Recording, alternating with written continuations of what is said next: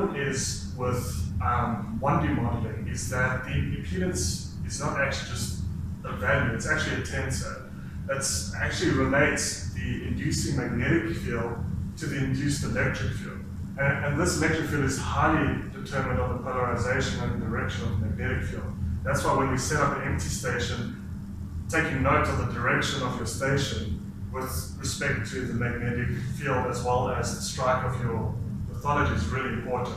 If you're far away from the contact, this whole body looks very 1D, which makes sense because it's just a half space, right? But as you start getting to the contact, you see how the fields are now diverging from each other. So that's the TE and the TM. So it's got to do with the direction of the electric field flow on these contacts. Also, when you're on field school, when you guys are looking at your data, this is a really good indicator of the dimensionality of the structures beneath you. If you have curves that are pretty on top of each other in terms of the TM and TE modes, that means it's 1D. The Earth below is very just 1D structured. But if you start getting divergence like this, it means the Earth underneath you is very 2D. And there's also 3D, but we won't really get into that. But this is what I'm saying. It's really important to understand the structure you're modeling. If you're modeling the structure in a one-dimensional program, it's not going to be able to give you the same structure. So if you're looking at electromagnetic papers, if they're giving 1D models for 2D responses, their models are completely wrong. Because just basic tensor notation. You can never get a 2D model from 1D approximations. Okay. So the blue here is the electric field running perpendicular to the contact, so running over the contact, and the red is the field running parallel to the contact. So what you see here is the TM mode. So basically, if we take our electrodes, I usually make my X the TM mode, so that's your X direction is going to run perpendicular to whatever you're trying to map. And this is the mode this is what it's doing. It has this very sharp contact at the boundary.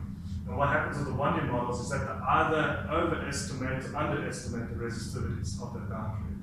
And then running parallel to those contacts, it's a very smooth curve for the electric field. So if you look at your TM modes, you'll see that they're more blocky, they're not as smooth as the TE mode, and that's why people use the TM mostly to try and catch the boundaries in the inversions.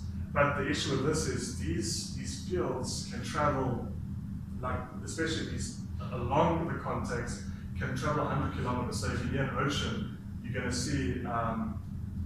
see some of that electrical energy basically infecting your data. So you have to understand how the impedances work and why we do these 2D approximations, and why it's better just to do a 2D model than a 1D model of MT. Why is it more resistive that side? Isn't you've got more electrical current in it? No. Yeah, remember with the skin depth, if you look at the formula, that the more resistive the further to travel, so the longer it dissipates. It takes a very long time to dissipate. The more resistive, the longer it will travel. Yeah, so the further the signal will travel.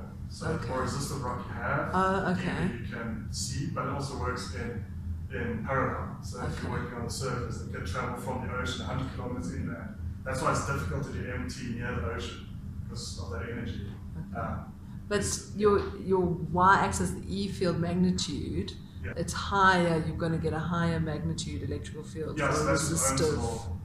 Very much current, it will make the voltage a lot higher or lower, depending on the resistance. Okay, so more resistance will be higher. Yeah, so that's something that's confusing to a lot of people when they do EM. It's like, but it's conductive, it should be flowing. Like, why is this? No, it's because it disperses a lot quicker in conductive medium, and resistance disperses a lot slower.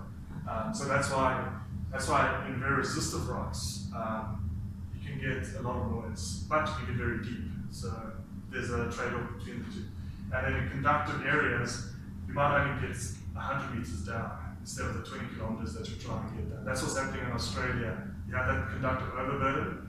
The spectrum and those guys can't get through that overburden. They're getting like 20 meters deep, and that's not. So that's my PhD is looking at how we can get through those conductors and see resistance beneath it. There's quite a fancy way to do it, but that's not part of this workshop.